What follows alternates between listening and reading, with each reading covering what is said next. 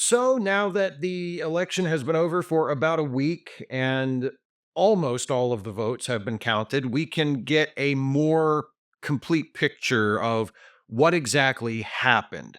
And within that picture, we can even see a few possible candles in the dark, if you will, some bright spots amidst all the loss and defeat and grief. And I don't bring them up here with the intention of downplaying the bad parts of the election because it's mostly bad parts. And I'm not trying to flip that around and say, oh, but look on the bright side, look at all the silver linings. Like, that's not what I'm doing. But there are some bright spots.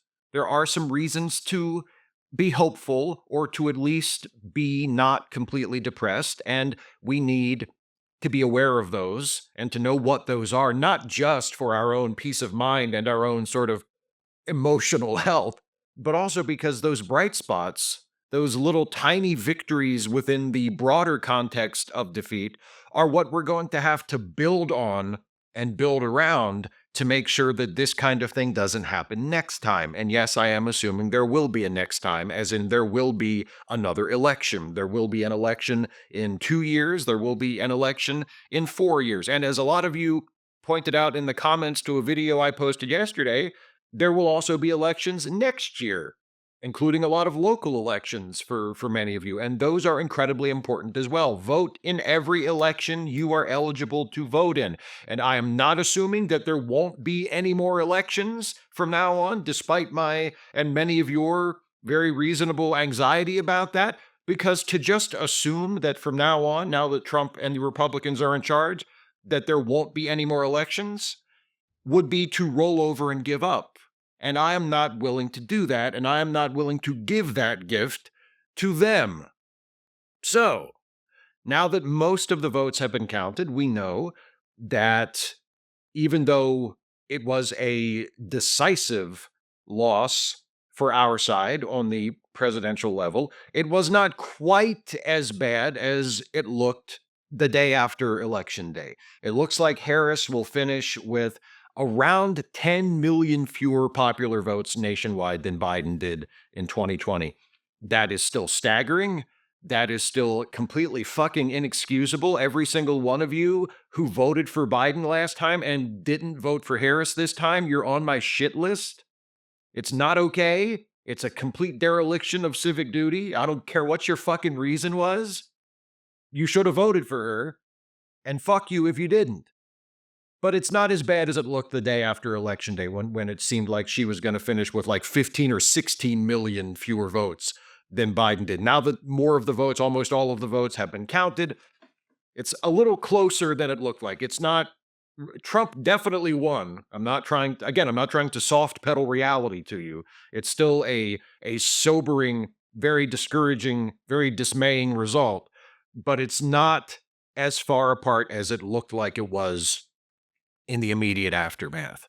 And I know that pointing things out like this in the midst of a defeat, in the midst of a Republican victory and a Democratic loss, can seem like, as John Oliver put it on his show this week, it's like being excited that you found an unexpected $20 in your pocket while you're being attacked by a grizzly bear.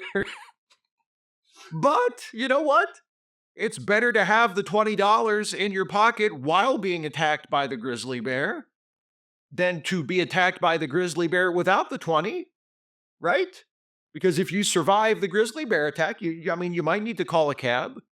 So, it's better than it could have been. And let me tell you about my personal $20 in the pocket during the grizzly bear attack. So, as many of you know who watch my stuff and have heard me talk about it, one of the things I did for this year's election, in addition to voting and doing videos where I run my yap about stuff, is I wrote get out the vote postcards.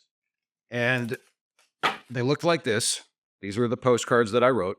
And these are just some leftovers. They give you more than you need in case you fuck up and, you have to redo one. So these are the leftovers I have.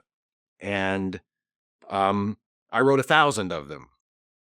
And I started in late July and I wrote straight through almost every day, every weekday. I took the weekends off.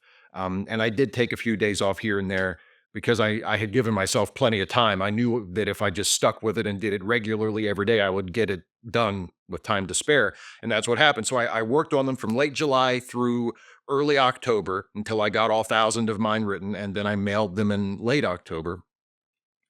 And I actually, if you again, if you watch my videos a lot, you might notice that I often have a pen in my collar. This is this is a space pen. It's one of the pens that were designed for astronauts to use in zero gravity. It has a pressurized um, ink insert, you know, and so it's supposed to be able to write in zero gravity. And I've had it for years and years and years. And if you see me in a video with a pen in my collar, it's this one. And I did write many of my postcards using this pen, but I didn't write all of them using this pen because it turns out, even though this is a great pen and it does awesome on paper, and I've never had any problems with it, if I discovered if you are writing on the back of postcards with it for an hour at a time, it sometimes isn't very reliable. It doesn't run out of ink, but the ink starts to get a little stubborn. So I wrote a lot of the postcards with this, but then I kind of got tired of it, not being reliable on the postcards. So for about the last third of them, I wrote using one of these, which is a Sharpie pen. And oh, just exquisite, just exquisite. But anyway, I wrote 1,000 of these, and I chose not to write my postcards for a swing state.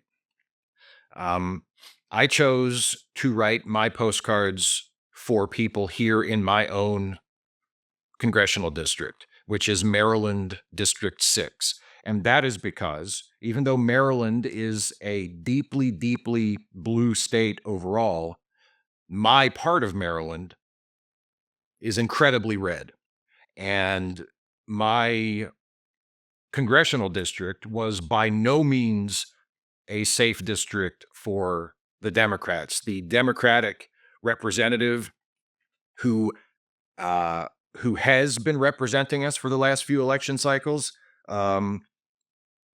retired, so it was an open seat, and it was contested between the Democratic candidate April McLean Delaney and the Republican candidate Neil Parrott, who is someone that I have despised for many, many years. He's sort of like Marjorie Taylor Greene, only not as famous, and a man. Viciously, viciously anti-gay, anti-trans, Tea Partier, Trump supporter, like just the absolute bottom of the barrel, scumbag, hateful, bigoted MAGA Republican. He's a piece of shit. And he has been running for Congress every 2 years for the last 6 or 8 years. Like he loses every time, but he always comes back and runs again. It's like the local Republicans can't do any better or don't feel like they need to do any better. It's just, oh, who's running for Maryland 6 this time? Oh, it's going to be Neil Parrott again. Fuck Neil Parrott. He's a piece of shit. And I was worried that this time might be his time, that we might not be able to beat him this time. And so I decided to write my Get Out the Vote postcards for my own congressional district. And that's what I did. And the Democrat won.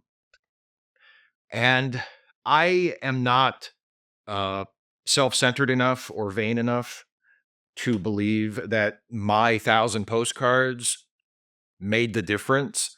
That's actually mathematically impossible, because even though the race wound up being close, again, once all the votes were counted, and it took a few days for them to actually call the race between Parrott and April McLean Delaney was close enough that they couldn't call it election night or even the day after. They didn't actually officially call the race, I think, until 2 days ago. So it was close enough for that. But she ultimately is going to wind up winning by 14 or 15,000 votes, which is a comfortable victory. It's not like a blowout, but it's a comfortable victory. So even if I had not written my postcards and everybody who would have received one of my postcards either didn't vote or even voted for Parrott, like my personal contribution, mathematically speaking, did not affect the outcome of the election. But I am just vain enough to believe that it's possible that it helped, that some of those votes that went toward holding that seat for the Democrats, some of those votes that went toward depriving the Republican Party of that seat, some of those votes that went to sending April McLean Delaney to Congress instead of Neil fucking Parrott, that piece of garbage, were because somebody got one of my postcards. I don't know, maybe not. Maybe that's vanity on my part, but I believe that's possible. And thinking about that and knowing that that possibility exists, knowing that my contribution had a positive effect to what was ultimately a victory for our side, albeit a local one, but one that helps, in the big picture, that gives me some pride. And that helps to offset the anger and the frustration and the fear that comes from losing the Senate, losing the White House, perhaps still at this point losing the House of Representatives. Again, we at the point that I'm recording this video, it's still uncertain whether the Republicans will hold the House or the Democrats will take control of the House by the narrowest of margins. Even if we don't take the House, and it's more likely than not that we will not, it's more likely than not that the Republicans will continue to control the House as well at this point. But it's one fewer seat that they have. It's one fewer vote that they have to support their horrifying agenda, because my district will be represented by a Democrat. And it makes me feel good that I can believe that I contributed a teeny tiny little part to that, in addition to my own personal vote, that I may have encouraged a few other people in my district to vote for the Democrat. So, like I said, a candle in the dark. A $20 bill in your pocket as you're being mauled by a bear, as John Oliver would say. But it's not nothing. It's a start. It's a reminder that as we begin to fight back against Trump and against the Republicans, we are not having to fight back from absolute zero. We did not get knocked all the way back to the starting line. We are in a better position than it might feel like we are, based on the election result and based on the amount of power the Republican Party is about to have. Again, not saying everything's fine, not saying you shouldn't be upset, not saying you shouldn't be scared, not saying you shouldn't be disappointed and dismayed, but you should also be fucking motivated, because all is not lost. We can still lose it all. Have no illusions about the danger that we face and how bad it could potentially get. But all is not lost. We can still do this. We can still save this. It's just going to take a hell of a lot longer and a hell of a lot more work than it would have taken if about 10 million people who did the right thing last time could have been bothered to get off their fucking asses and do it this time. And I'm not through with you yet. But for now, gather ye rose petals where ye may. Look for the candles in the dark, because hopefully, if we gather enough of those candles together, there'll be enough to light the way forward.